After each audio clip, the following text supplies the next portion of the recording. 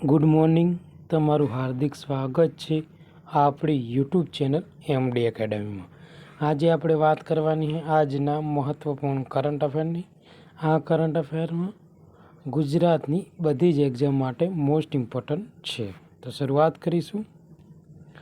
હાલમાં કે તાજેતરમાં કયા દેશમાં યાલા ગ્લેશિયરને આબોહવા પરિવર્તનની અસરને કારણે મૃત જાહેર કરવામાં આવી છે? તો જવાબ આવશે નેપાળ। તો નેપાળની મિત્રો જે યાલા ગ્લેશિયર છે એને હાલમાં મૃત જાહેર કરવામાં આવેલી છે। મિત્રો રવિવારે જે બેલીફની એક્ઝામ હતી એમાં મિત્રો ટોટલ 20 માર્કનું કરંટ અફેર પૂછાણું હતું। એમાં આપણી જે મિત્રો પીડીએફ છે કરંટ અફેરની ડિસેમ્બર 2024 જાન્યુઆરીથી લઈને મિત્રો એપ્રિલ મહિનાની જે 2025ની ટોટલ પીડીએફ છે મિત્રો, તેમાં ટોટલ 30 માર્કનું કરંટ અફેર હતું। તેમાંથી 19 માર્કનું કરંટ અફેર આપણી જે યુટ્યુબ ચેનલમાં આપણે તમને ભણાવીએ છીએ મિત્રો, રેગ્યુલર 10 ક્વેશ્ચનો અને મંથના લગભગ 300થી 350 ક્વેશ્ચનો થતા હશે। તો 19 માર્કનું કરંટ અફેર પૂછાણું છે મિત્રો, એટલે કહેવાય કે મિત્રો જે પૂછાવાનો રેશિયો છે ને એ 99.99% છે। એટલે મિત્રો તમે જુઓ કે આપણે ઇમ્પોર્ટન્ટ હોય એટલું જ રહીએ તો પણ કેટલું બધું પૂછાય। જેટલા પણ વિદ્યાર્થી મિત્રો આપણા કરંટ અફેર ફોલો કરતા હતા એમના બધાના પર્સનલી મને મેસેજ આવ્યા છે અને મારો આપણા જે યુટ્યુબ ચેનલ છે એનો આભાર વ્યક્ત કર્યો હોય કે થેન્ક યુ સર, તમે આટલું સારું મટીરિયલ આપો એટલા માટે। એટલે તમે આપણી ચેનલને મિત્રો આપણને જેટલો તમે પ્રેમ આવશો એટલું તમારા માટે સારામાં સારું મટીરિયલ આપણે બનાવીશું। તો જેટલા પણ આપણા યુટ્યુબ ચેનલમાં નવા હોય તો પહેલાં તો આપણી ચેનલને સબસ્ક્રાઈબ કરી લેજો। વધુમાં કે આ વિડીયોની નીચે ટેલિગ્રામની લિંક આપેલી છે તો ટેલિગ્રામમાં જોઈન થઈ જજો। અને જે આ પ્રશ્નો મિત્રો જે કરંટ અફેરના પૂછાણા છે તેનું જે પ્રૂફ છે એ મિત્રો આપણે ટૂંક જ સમયમાં આપણી જે ટેલિગ્રામ ચેનલ છે ને એમાં મૂકી દઈશું, જેથી કરીને બધા જ વિદ્યાર્થી મિત્રોને ટ્રસ્ટ આવે કે ના હકીકતમાં પૂછાય છે। આગળ વાત કરીશું કે હાલમાં ભારતનું પ્રથમ માનવ રહિત ઊંડા સમુદ્ર મિશન સમુદ્રયાન કયા વર્ષમાં શરૂ થવાનું છે? તો 2026માં શરૂ થવાનું છે। તો ભારતનું પ્રથમ માનવ રહિત ઊંડા સમુદ્ર મિશન સમુદ્રયાન 2026 શરૂ થવાનું છે। આ મિશન 6000 મીટર સુધીના ઊંડા પાણીનું અન્વેષણ કરવા માટે સ્વદેશી રીતે વિકસિત સબમર્સિબલ જે માર્સિયા 6000નો ઉપયોગ કરશે। મિત્રો આ ક્વેશ્ચન છે ને એ પોલીસ કોન્સ્ટેબલની એક્ઝામ માટે મોસ્ટ ઇમ્પોર્ટન્ટ છે। પૃથ્વી વિજ્ઞાન મંત્રાલય હેઠળ national institute of ocean technology દ્વારા સંચાલિત આ પહેલ 2021માં શરૂ કરાયેલ છે અને વ્યાપક ડીપ ઓશિયન મિશનનો એક ભાગ છે। તો કયા મિશનનો ભાગ છે? ડીપ ઓશિયન મિશન છે એનો એક આ ભાગ છે। દરિયાઈ જૈવ વિવિધતા અને સમુદ્રી ભૂશાસ્ત્ર અને જે ખનિજ સંશોધન પર ધ્યાન કેન્દ્રિત કરે છે। સમુદ્રયાન ભારતની દરિયાઈ સંશોધન ક્ષમતાનો એક મોટી પ્રગતિનું પ્રતિનિધિત્વ કરે છે અને બ્લુ ઇકોનોમી અને સસ્ટેનેબલ ગોલ 14 હેઠળ તેનો વ્યૂહાત્મક લક્ષ્ય સહિત સાથે સંરેખિત છે।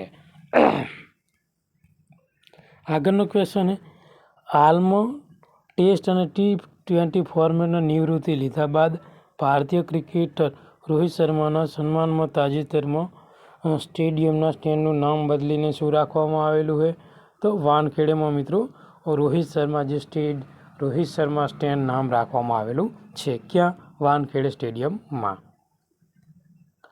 હાલમાં રશિયા અને યુક્રેન વચ્ચે 3 વર્ષમાં પહેલીવાર કયા શહેરમાં સીધી વાતચીત થઈ? તેના પરિણામે કેદીઓની અદલાબદલીનો કરાર થયો? તો ઇસ્તાંબુલમાં મિત્રો આ કરાર થયા છે, જેના લીધે જે 3 વર્ષથી મિત્રો યુદ્ધ ચાલતું હતું રશિયા અને યુક્રેન વચ્ચે એનો અંત આવ્યો છે અને એકબીજાના કેદીનો તેમને આદાન પ્રદાન કરી છે। મિત્રો હાલમાં દર વર્ષે કઈ તારીખે આંતરરાષ્ટ્રીય શાંતિ સાથે રહેવાની દિવસની ઉજવણી કરવામાં આવે છે? તો 16 મેના દિવસે।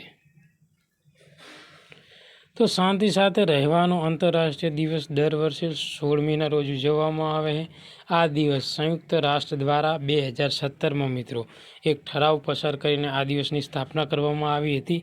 અને આ દિવસ સમાધાન, સહિષ્ણુતા, સમાવેશ, શાંતિના નિર્માણ તરફ વૈશ્વિક પ્રયાસને એક પ્રોત્સાહન આપે છે મિત્રો.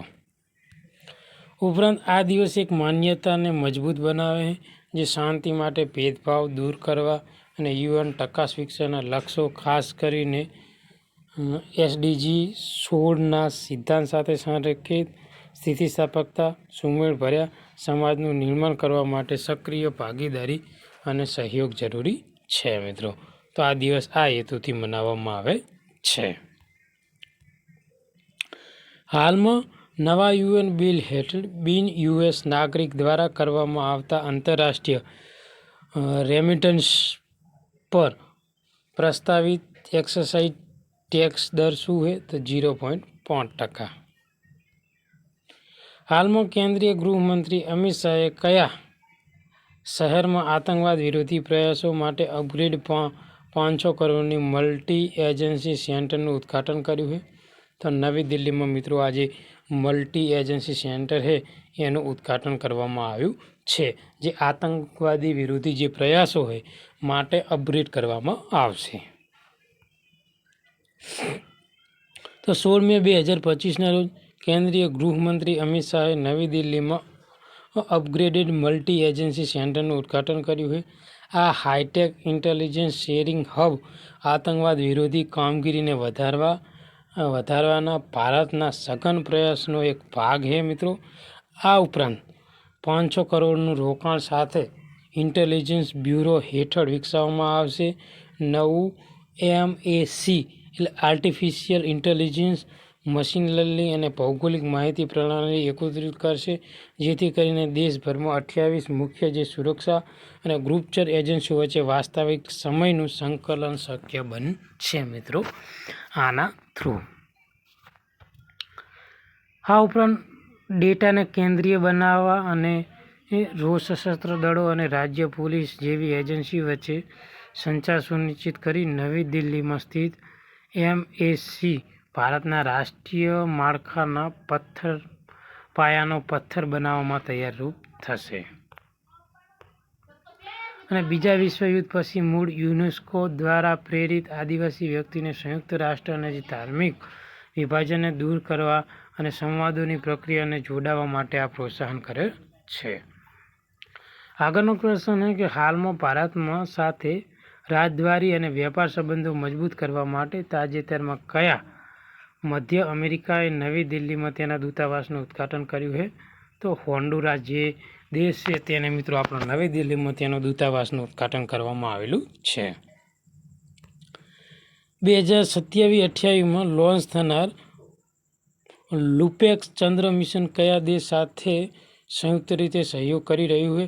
તો જાપાન. ભારત પ્લસ જાપાન મિત્રો બંને જ્યાં લુપેક્સ ચંદ્રયાન મિશન છે ને સંયુક્ત રીતે સહયોગ કરીને મિત્રો લોન્ચ કરવાનું છે. તો લુપેક્સ ચંદ્ર ધ્રુવીય શોધ મિશન, જેને ચંદ્ર 5 તરીકે ઓળખવામાં આવે છે, ભારત અને જાપાન વચ્ચેનો એક સહયોગી ચંદ્ર સંશોધન પ્રોજેક્ટ છે. આ મિશન 2027-28માં જાપાનના H3 રોકેટ, કયું રોકેટનો ઉપયોગ કરવાનો મિત્રો? H3 રોકેટથી લોન્ચ થવાનું લક્ષ્ય ધરાવે છે અને ચંદ્રના દક્ષિણ ધ્રુવ પર પાણી અને પાણીના બરફનું જે અન્વેષણ એટલે કે શોધવા માટે મિત્રો આ મુખ્ય મિશન લોન્ચ કરવામાં આવેલું છે ભારત અને જાપાન દ્વારા. ભારતનું ઇસરો જે લેન્ડર બનાવી રહ્યું છે, JAXA 350 કિલોગ્રામનું રોવર વિકસાવવા માટે જવાબદાર છે. બંને રાષ્ટ્રો ECA નાસાના વધારાના સમર્થન સાથે વૈજ્ઞાનિક સાધનો યોગદાન આપી રહ્યું છે. એટલે કે જે મિત્રો લેન્ડર છે એ ભારત બનાવશે અને રોવરને એ જાપાનની જે JAXA એજન્સી છે એ બનાવશે. આ સંયુક્ત સાહસ આંતરરાષ્ટ્રીય અવકાશ સંશોધન એક મહત્વપૂર્ણ પ્રગતિ દર્શાવે, જે ગ્રહ વિજ્ઞાન અને ચંદ્ર સંશોધનની વધતી ભાગીદારી દર્શાવે છે.